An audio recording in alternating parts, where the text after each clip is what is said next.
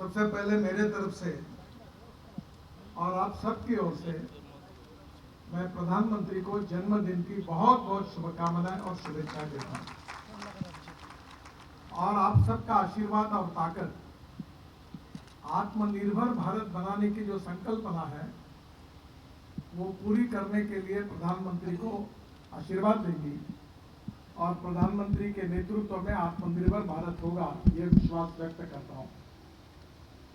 स्वस्थ नारी और सशक्त परिवार, इसका मतलब यही है कि घर में अगर नारी सशक्त हो जाएगी तो परिवार सशक्त होगा।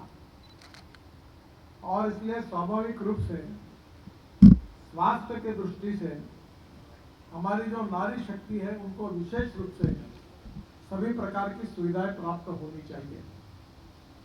आजकल दुनिया में एक बहुत बात की चर्चा हो रही है। जो भूटान के प्रधानमंत्री है उन्होंने यूनो में एक बात रखी थी। वो बात ये थी कि डोमेस्टिक हैप्पी ह्यूमन इंडेक्स, और ये जो डोमेस्टिक हैप्पी ह्यूमन इंडेक्स है इसका संबंध हमारे लोगों को स्वास्थ्य विषयक कैसी सुविधाएं मिल रही है, शिक्षा की सुविधाएं कैसी मिल रही है, रोटी कपड़ा और मकान उनको मिल रहा है या नहीं है, अच्छा इंफ्रास्ट्रक्चर और रोजगार कैसे मिल रहा है, इसके आधार पर जो हैप्पी ह्यूमन इंडेक्स निकलता है उसमें स्वास्थ्य विषयक आवश्यकताओं को प्रायोरिटी है।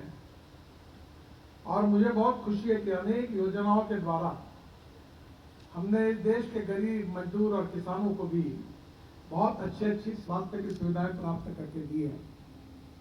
और इसीलिए आज मुझे इस संस्थान में, ये संस्थान जो है वह जैविक क्षेत्र में विशेष रूप से संशोधन करने वाली है। और ये जो आगे चलकर हमारे वैद्यकीय क्षेत्र में जो विशेष रूप से अनेक डिसीजेस है उसके ऊपर वर्ल्ड स्टैंडर्ड का रिसर्च करने का काम करती है। और ये बहुत महत्वपूर्ण है।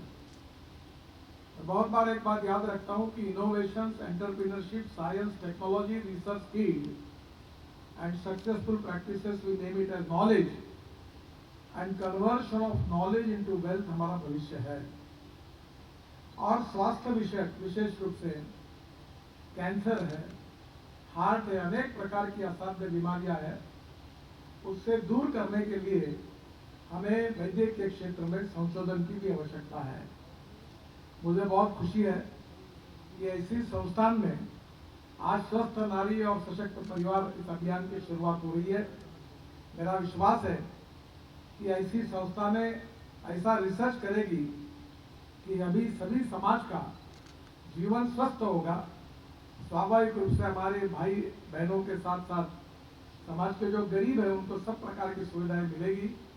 और संशोधन से जो दवाइयां प्राप्त होगी वो निश्चित रूप से समाज को भी स्वस्थ बनाएगी और बहनों को भी स्वस्थ बनाएगी। और इसी अभियान की आज एक अच्छा शुभारंभ प्रधानमंत्री कर रहे हैं। मैं फिर से एक बार इस शुभारंभ के उपलक्ष्य में आप सबको बहुत बहुत धन्यवाद देता हूं और अपनी बात समाप्त करता हूं। नमस्कार।